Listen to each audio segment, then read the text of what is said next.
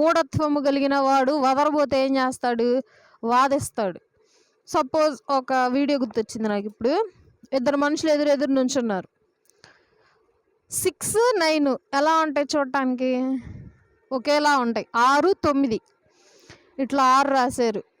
అటు నుంచి ఉన్నవాడికేమో 9 కనిపించింది, నాకు 6 కనిపించింది. ఇప్పుడు నేనేమంటా? 6 అంట. ఎదురేమంటాడు?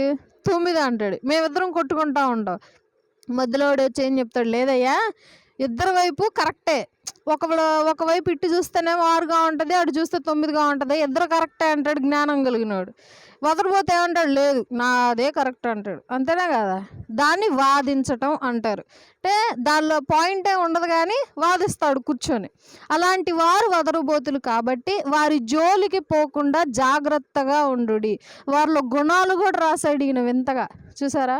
వారిలో ఏ